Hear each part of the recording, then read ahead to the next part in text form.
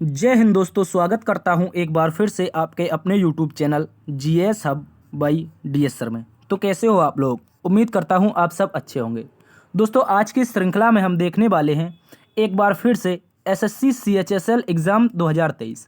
आज है दोस्तों 14 अगस्त और 14 अगस्त को ऑल शिफ्ट के महत्वपूर्ण 50 प्रश्न देखेंगे जो आपके एसएससी सीएचएसएल में आज पूछे गए थे। आज था एसएससी सीएचएसएल का 14 अगस्त का एग्ज़ाम और जिन भी विद्यार्थियों का शेष एग्जाम रह गया है, 3 दिनों का एग्जाम और बचा है, 17 अगस्त तक चलने वाला है, उन विद्यार्थियों के लिए ये क्लास शानदार साबित होने वाली है। तो आपका यदि एग्जाम रह गया है तो इस क्लास को जरूर देखिएगा। दोस्तों, कुछ इस तरह से प्रश्न रहेंगे, इन सभी का हम डिटेल से अध्ययन करेंगे और जानेंगे कि आगामी परीक्षा में किस प्रकार से क्वेश्चन पूछे जा सकते हैं। तो चलते हैं बिना किसी देरी के आज के पहले प्रश्न की तरफ। आज का पहला प्रश्न आपसे पूछा गया था, इंटरनेशनल फिल्म फेस्टिवल हर वर्ष कहाँ पर मनाया जाता है। इस तरह से क्वेश्चन आया था कि इंटरनेशनल फिल्म फेस्टिवल हर वर्ष कहाँ पर मनाया जाता है। दोस्तों, ये आपका मनाया जाता है गोवा में। कहाँ पर मनाया जाता है? याद रखेंगे, गोवा में मनाया जाता है। और दोस्तों, इससे पहले ये अलग अलग जगहों पर मनाया जाता था, लेकिन वर्ष 2009 से नियमित यानी कि हर वर्ष गोवा में ही मनाया जाने लगा है, यानी कि स्थायी सेंटर इसका गोवा हो चुका है। चलते हैं दोस्तों अगले प्रश्न की तरफ। अगला प्रश्न आपसे पूछा गया था, वुमेन आईपीएल की सबसे महंगी प्लेयर कौन है और इसे किस टीम ने खरीदा है, ऐसा क्वेश्चन था। तो याद रखेंगे, वुमेन आईपीएल यानी कि महिला डब्ल्यूपीएल, महिला प्रीमियर लीग की जो सबसे महंगी खिलाड़ी हैं वो है स्मृति मंदाना। और दोस्तों, इसको खरीदा है आरसीबी ने। किसने खरीदा है? आरसीबी ने। ठीक है, इसको याद रखेंगे, आरसीबी के द्वारा रॉयल चैलेंजर्स बेंगलोर की टीम ने इसको खरीदा है। और वुमेन आईपीएल की सबसे महंगी महिला प्लेयर हैं आपकी स्मृति मंदाना। अगर बात कर लें डब्ल्यूपीएल के पहले सीजन की, तो दोस्तों सीजन फर्स्ट का खिताब आपका एमआई ने जीता है। किसने जीता है? मुंबई इंडियंस ने जीता है। और इसकी जो कैप्टन थी वो आपकी हरमनप्रीत कौर थी। कौन थी? हरमनप्रीत कौर, यही इसकी कप्तान थी। और ये नीता अंबानी की टीम है। मुंबई इंडियंस ने पहला डब्ल्यूपीएल का खिताब जीता है। चलते हैं दोस्तों अगले प्रश्न की तरफ। अगला प्रश्न आपसे पूछा था, भारत का वह राज्य जहां सबसे ज्यादा शहरी क्षेत्र स्थित है। ऐसा क्वेश्चन आया था, भारत का वह कौन सा राज्य है जिस राज्य में सर्वाधिक शहरी क्षेत्र स्थित है। तो याद रखेंगे, इस राज्य का नाम है महाराष्ट्र।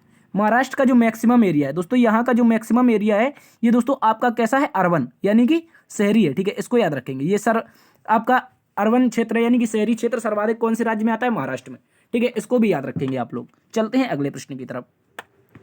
अगला प्रश्न दोस्तों आपसे पूछा गया था, मनरेगा की स्थापना कब हुई। देखिए, यहाँ पर आपको ऑप्शन ना तो 2005 दिया गया था, ठीक है, सॉरी, यहाँ पर आपको ऑप्शन 2006 नहीं दिया गया था। क्या नहीं दिया गया था? 2006। ठीक है, तो यहाँ पर ऑप्शन आपका 2005 था। 2005 की बात की जाए तो दोस्तों ये नरेगा के लिए एक्ट आया था। किसके लिए?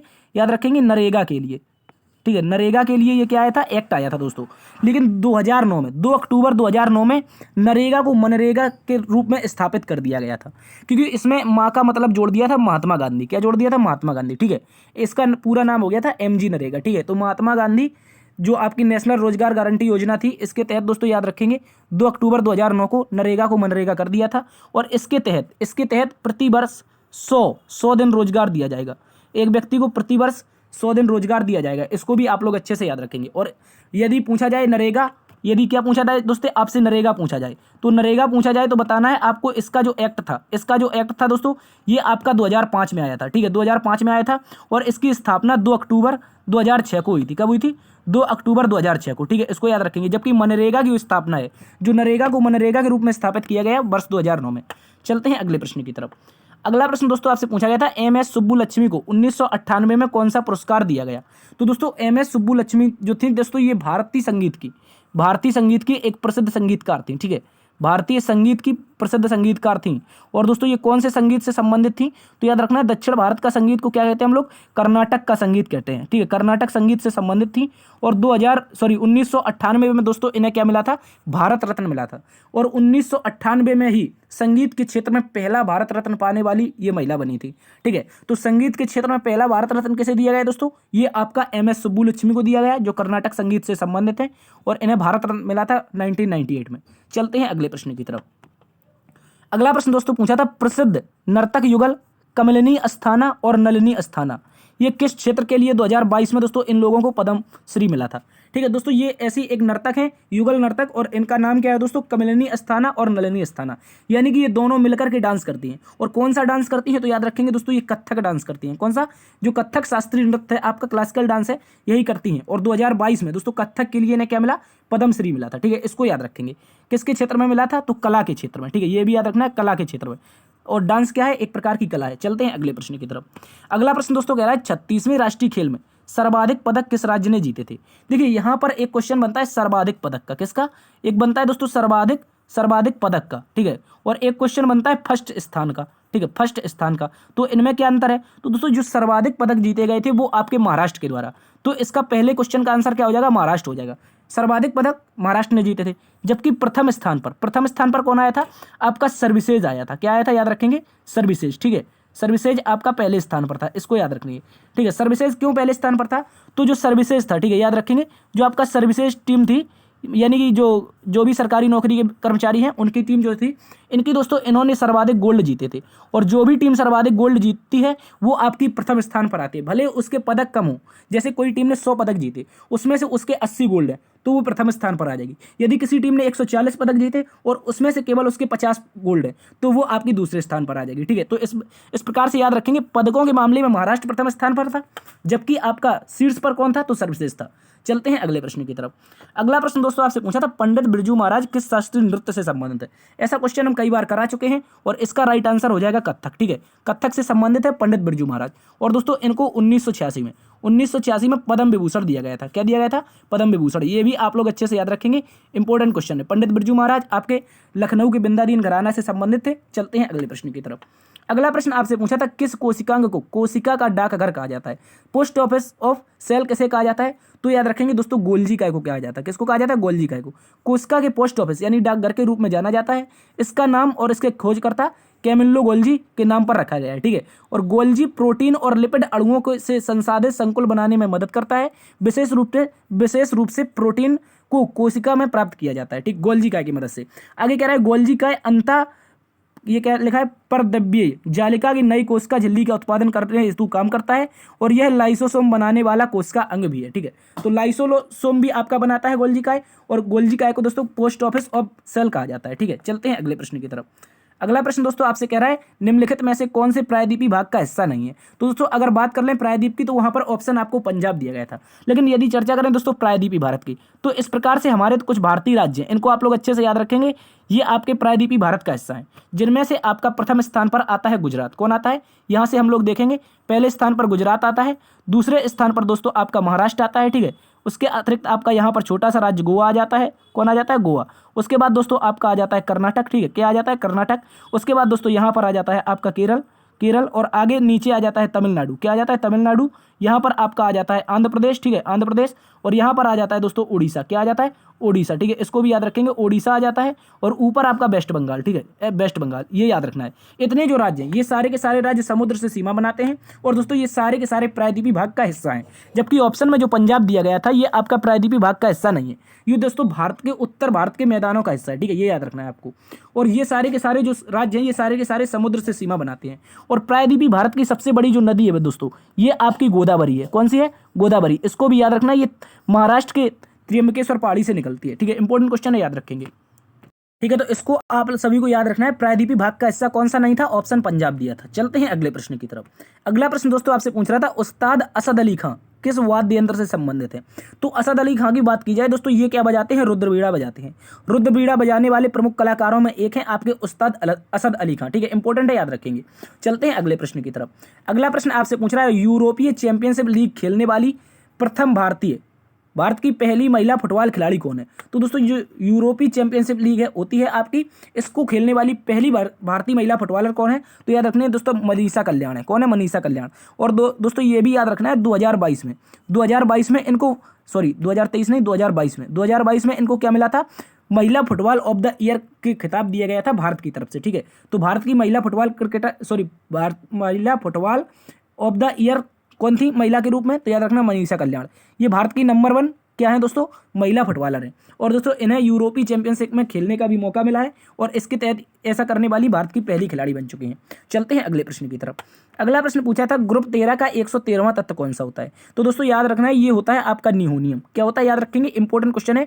निहोनियम ग्रुप 13 का 113वां तत्व होता है, ठीक है। अगर बात कर लें आवर्त सारणी की, किसकी बात करें, आवर्त सारणी की। आवर्त सारणी में दोस्तों कितने समूह होते हैं, आप लोग बताएंगे, ठीक है। आवर्त सारणी में आपके 7 समूह होते हैं। कितने, 7 समूह होते हैं, ठीक है, ये याद रखेंगे, 7 समूह होते हैं। और वर्ग कितने होते हैं, याद रखेंगे, वर्ग दोस्तों ये आपके 18 होते हैं। और जो 18वां वर्ग है, जो आपका 18वां वर्ग है, ये आपका अक्रिय गैसों से संबंधित है। किससे? अक्रिय गैसों से। ये भी याद रखना है। चलते हैं अगले प्रश्न की तरफ। अगला प्रश्न आपसे पूछा था 54.6% लोग 2011 की जनगणना के अनुसार किस उद्योग में शामिल है, ऐसा क्वेश्चन आया था। तो याद रखेंगे 54.6% लोग जो हैं 2011 के अनुसार दोस्तों ये कृषि क्षेत्र में, यानी कि प्राथमिक क्षेत्र से संबंधित है। किससे है?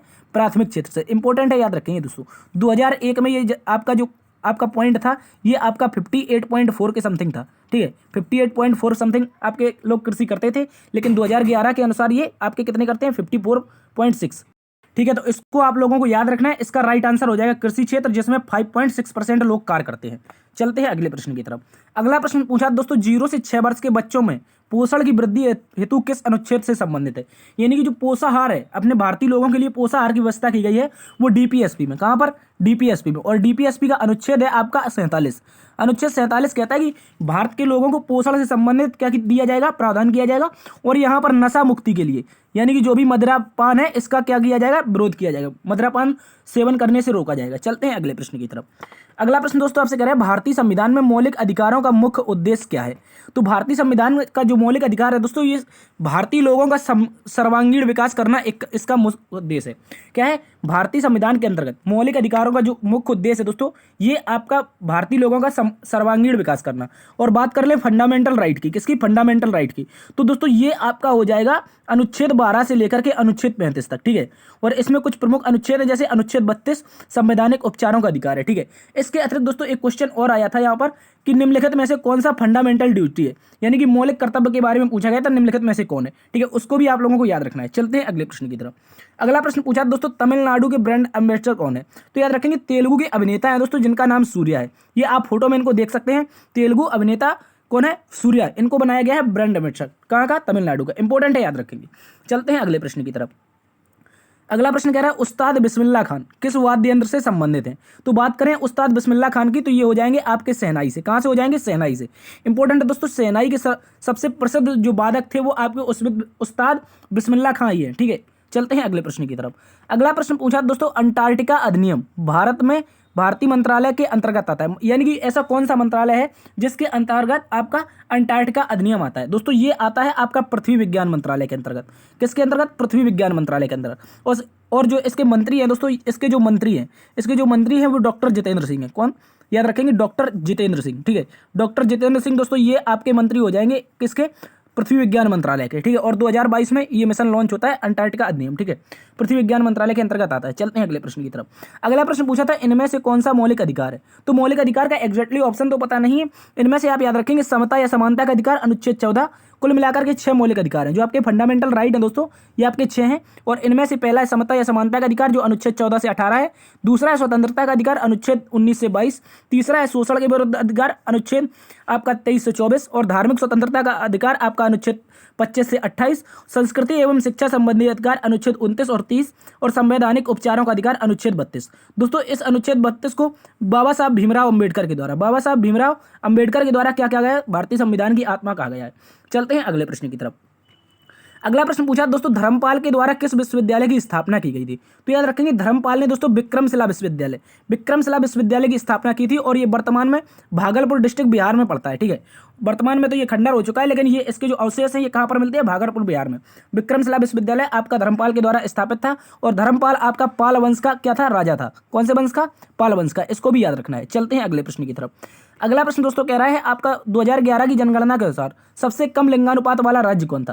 तो याद रखेंगे ये हो जाएगा आपका हरियाणा। कौन हो जाएगा? हरियाणा। और हरियाणा में आपका 879 पर हजार पर लड़कियों की संख्या थी। ठीक है, जो महिलाओं की संख्या थी 1000 पुरुषों पर 879 थी। और ये सबसे कम था आपका पूरे भारत का। जबकि सर्वाधिक पूछ लेगा कहाँ का है दोस्तों? तो ये बताना है आपको, सर्वाधिक केरल का हो जाएगा। कहाँ का? केरल का। और केरल में जो लिंगानुपात है वो पुरुषों से भी ज्यादा महिलाओं की संख्या है। चलते हैं अगले प्रश्न की तरफ।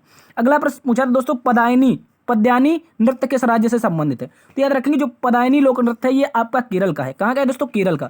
इसके अतिरिक्त केरल के और लोक नृत्य हैं जिनमें आपका मोहिनी अट्टम है जो कि शास्त्रीय नृत्य है। याद रखेंगे मोहिनी अट्टम ये आपका शास्त्रीय नृत्य है। और इसके अतिरिक्त आपका कथकली ये भी आपका क्या है दोस्तों? ये भी आपका शास्त्रीय नृत्य है। ये दोनों के दोनों केरल से संबंधित है। और पदायनी भी आपका केरल से आता है। इसके अतिरिक्त यहाँ का एक फेस्टिवल प्रमुख है जिसका नाम है त्रिशूर परम फेस्टिवल। क्या नाम है? याद रख लेंगे, त्रिशूर त्रिशूरपुरम फेस्टिवल। ये भी बहुत इंपॉर्टेंट है, याद रखेंगे, एग्जाम में पूछा गया है। चलते हैं अगले प्रश्न की तरफ। अगला प्रश्न पूछ रहा है दोस्तों, रॉबिन ओथप्पा किस राज्य के ब्रांड एम्बेसडर नियुक्त किए गए हैं? तो याद रखेंगे जो रॉबिन ओथप्पा हैं वो कर्नाटक राज्य में एक पहल चलाई जा रही है, यानी कि एक प्रोग्राम चलाया जा रहा है, और उस प्रोग्राम का नाम है Karnataka brain health initiative programme. क्या नाम है? Karnataka brain health initiative programme. इसका जो ब्रांड एम्बेसडर बनाया गया है वो दोस्तों क्रिकेटर रॉबिन ओथप्पा को बनाया गया है, ठीक है, इसको भी याद रखेंगे। चलते हैं अगले प्रश्न की तरफ। अगला प्रश्न पूछा दोस्तों, किस गवर्नर जनरल के द्वारा बंगाल में स्थायी बंदोबस्त लागू किया गया था? दोस्तों ये घटना थी आपकी 1793 की। कहाँ की, कब की थी? तो याद रखना है 1793 में। 1793 में दोस्तों जो बंगाल का जो गवर्नर जनरल था, यानी कि पूरे भारत का जो गवर्नर जनरल था, वो आपका लॉर्ड कॉर्नवालिस था। कौन था? Lord Cornwallis. इसके द्वारा 1793 में क्या बनाया गया था? स्थायी बंदोबस्त नामक कानून बनाया गया था, जिसके तहत किसानों से क्या वसूलना था? ये टैक्स वसूलना था, ठीक है, जमींदारों के माध्यम से। इसके अतिरिक्त दोस्तों इसको कहा जाता है पुलिस व्यवस्था का जनक। किसका? पुलिस व्यवस्था का जनक कहा जाता है, ये भी याद रखना है। चलते हैं अगले प्रश्न की तरफ। अगला प्रश्न पूछा था, बल का दोस्तों विमीय सूत्र क्या होता है? तो याद रखेंगे MLT-2 MLT-2 ये आपका विमीय सूत्र होता है बल का, ठीक है, इंपॉर्टेंट है, याद रखेंगे। चलते हैं अगले प्रश्न की तरफ। अगला प्रश्न पूछा था, बजट कब से कब तक के लिए प्रस्तुत किया जाता है? तो दोस्तों अगर बात कर लें कि बजट कब से कब तक के लिए प्रस्तुत किया जाता है, ये आपका कुल मिलाकर के 1 वर्ष के लिए होता है। कितने वर्ष के लिए? 1 वर्ष के लिए। और ये एक वित्तीय वर्ष का नाम होता है 1 अप्रैल से 31 मार्च। ये भारत सरकार का वित्तीय वर्ष होता है 1 अप्रैल से 31 मार्च, और एक वित्तीय वर्ष के लिए आपका लागू किया जाता है बजट आपका, ठीक है। और ये फरवरी के प्रथम सप्ताह में, कौन से? फरवरी का जो फर्स्ट वीक होता है, फर्स्ट वीक में इसको लॉन्च किया जाता है भारत के फाइनेंस मिनिस्टर के द्वारा, ठीक है, ये भी याद रखना है। चलते हैं अगले प्रश्न की तरफ। और वर्तमान में भारत के फाइनेंस मिनिस्टर कौन है दोस्तों? ये आपकी हो जाएंगी श्रीमती निर्मला सीतारमण। चलते हैं अगले प्रश्न की तरफ। अगला प्रश्न दोस्तों आपसे कह रहा है, थियोसॉफिकल सोसाइटी की स्थापना कब हुई थी? तो याद रखेंगे 1875 में। 1875 में यूएसए के न्यूयॉर्क में। कहाँ पर? यूएसए के न्यूयॉर्क में। न्यूयॉर्क में एक स्थापना होती है सोसाइटी की, उसका नाम था आपका थियोसॉफिकल सोसाइटी। किसने की थी? तो याद रखना है मैडम HP ब्लास्की और कर्नल अल्कॉट और मैडम HP ब्लास्की के द्वारा इसकी स्थापना की गई थी। कहाँ पर? न्यूयॉर्क, अमेरिका में, 1875 में। चलते हैं अगले प्रश्न की तरफ। अगला प्रश्न दोस्तों आपसे पूछा गया था, चेराव लोक नृत्य किस राज्य से में मनाया जाता है? तो चेराव लोक नृत्य यानी कि ऐसा पूछा गया था कि बांस पर संबंधित डांस कौन सा है? बांस से संबंधित डांस किस राज्य में मनाया जाता है? तो याद रखेंगे यहाँ पर कुछ महिलाएं आपकी पुरुषों के द्वारा पकड़ी हुई डंडों पर डांस करती हैं, और उसे कहा जाता है बम्बू डांस या चेराव डांस। दोस्तों बम्बू डांस को नाम से भी जाना जाता है, और ये आपका मणिपुर में मनाया जाता है। कहाँ पर? याद रखेंगे मणिपुर में। चेराव लोक नृत्य या इसी को कहा जाता है बम्बू लोक नृत्य, ठीक है। चलते हैं अगले प्रश्न की तरफ।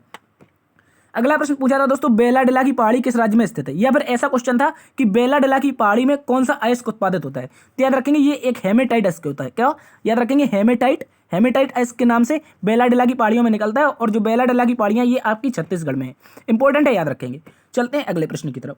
अगला प्रश्न दोस्तों पूछ रहा था, IPL 2022 में 15वें संस्करण का खिताब किसने जीता है? तो कौन सा पूछा है? 2022 का, ठीक है। अगर 2022 की बात कर ली जाए तो इसका खिताब गुजरात टाइटंस ने जीता था। किसने जीता? गुजरात टाइटंस ने। जबकि 2023 की बात करेंगे तो ये MS धोनी की कप्तानी वाली CSK के द्वारा इसका खिताब जीता गया है, और हराया किसे है? तो GT को हराया, यानी गुजरात टाइटंस को हराया है, ठीक है, इसको भी याद रखेंगे।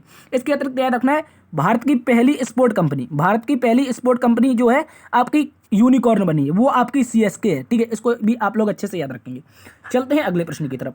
अगला प्रश्न दोस्तों आपसे पूछ रहा है कि मोंटेग्यू चेम्सफोर्ड सुधारों की घोषणा कब हुई? ठीक है, इसको याद रखेंगे। तो बात की जाए मोंटेग्यू चेम्सफोर्ड सुधारों की दोस्तों 1919 में इसकी स्थापना होती है, ठीक है, मोंटेग्यू चेम्सफोर्ड सुधारों की। यदि क्वेश्चन मार्ले मिंटो एक्ट के बारे में पूछा गया था तो याद रखने, मार्ले मिंटो जो एक्ट था दोस्तों 1909 में मार्ले मिंटो सुधार आया था, जिसके तहत मुसलमानों को पृथक निर्वाचन दिया गया था, ठीक है। तो मार्ले मिंटो एक्ट यदि पूछा था तो 1909 हो जाएगा, यदि मोंटेग्यू चेम्सफोर्ड एक्ट पूछा था तो आपका 1919 हो जाएगा। चलते हैं अगले प्रश्न की तरफ। अगला प्रश्न पूछ रहा है दोस्तों, नादिर शाह के द्वारा भारत पर किस वर्ष आक्रमण किया गया था और दिल्ली को लूटा गया था? तो याद रखेंगे नादिर शाह जो कि एक अफगानी सरदार था, और इसके द्वारा 1739 में भारत पर आक्रमण कर दिया जाता है। और दोस्तों इसने क्या किया? दिल्ली पर आक्रमण कर दिया, और दिल्ली का उस समय राजा था मोहम्मद शाह रंगीला, ठीक है, मोहम्मद शाह रंगीला राजा था। और करनाल का युद्ध होता है, हरियाणा में क्षेत्र पड़ता है करनाल, और करनाल का युद्ध होता है जिसमें मोहम्मद शाह रंगीला आपका हार जाता है, और नादिर शाह कहता है या तो मैं तुम्हें मार दूंगा या मुझे 8 या 10 दिन के लिए दिल्ली को लूटने के दीजिए। तो मोहम्मद शाह रंगीला ने कहा लूट लीजिए जो लूटना है। तो इसी में दोस्तों आपका तख्त ए ताउस, ठीक है, तख्त याद रखेंगे, तख्त ए ताउस जैसे मयूर सिंहासन के नाम से जाना जाता था दोस्तों, इसको भी उठाकर कर ले गया था आपका कौन? नादिर शाह, ठीक है, इसको याद रखेंगे। मोहम्मद शाह रंगीला इस समय मुगल बादशाह हुआ करता था, और जो मोहम्मद शाह रंगीला था ये रंगीला ही था, ठीक है। ये रंगीला एक तरह से कह सकते हैं कि ये अपने राज्य चलाने में बिजी नहीं रहता था, ये दोस्तों क्या करता था, लड़कियों में बिजी रहता था, ठीक है। इसको भी याद रखेंगे। मोहम्मद शाह रंगीला और नादिर शाह के बीच करनाल का युद्ध होता है 1739 में। इसके तहत नादिर शाह जीत जाता है और दिल्ली को 10 दिनों तक लगभग लूटता है और बहुत ज्यादा खून खराबा करता है। चलते हैं अगले प्रश्न की तरफ। अगला प्रश्न पूछ रहा था हॉर्निवल फेस्टिवल किस राज्य में मनाया जाता है। तो दोस्तों हॉर्निवल की अगर बात की जाए, ये आपका नागालैंड में मनाया जाता है। कहाँ पर? नागालैंड में। हॉर्निवल पक्षी जो होता है, ये इसी के आने की खुशी में नागालैंड के लोग क्या मनाते हैं, हॉर्निवल फेस्टिवल मनाते हैं। और दोस्तों इसे त्योहारों का त्योहार कहा जाता है। लगभग 1 से 10 दिन तक यानी कि 10 दिनों तक चलने वाला त्योहार है और इसे क्या कहा जाता है, त्योहारों का त्योहार। ये मोस्ट इंपोर्टेंट लाइन है, याद रखेंगे। त्योहारों का त्योहार पूछेगा क्या है, तो हॉर्निवल फेस्टिवल हो जाएगा, जो कि नागालैंड से संबंधित है। चलते हैं अगले प्रश्न की तरफ। अगला प्रश्न पूछा दोस्तों आला उदल किस वंश से संबंधित थे। तो अगर आला उदल की बात की जाए तो ये दोस्तों बनाफर वंश के संबंधित थे। किससे? बनाफर वंश से संबंधित थे और चंद्रवंशी क्षत्रिय थे, ठीक है। बनाफर वंश से संबंधित थे आला उदल, ठीक है, और चंद्रवंशी क्षत्रिय थे। ये दोस्तों इनकी जो घटना है ये दोस्तों बुंदेलखंड में बहुत ज्यादा मनाई जाती है। कहाँ पर? बुंदेलखंड में। इनके याद में जो लोकगीत होते हैं बुंदेलखंड के, वो बहुत ज्यादा सावन के महीने में गाए जाते हैं, ठीक है। याद रखना है, बनाफर वंश से संबंधित थे आला उदल, ठीक है। और महोबा में एक शासक थे, चंदेल शासक, जिसका नाम था राजा परमर्दी देव, जिसे हम राजा परमाल के नाम से भी जानते हैं।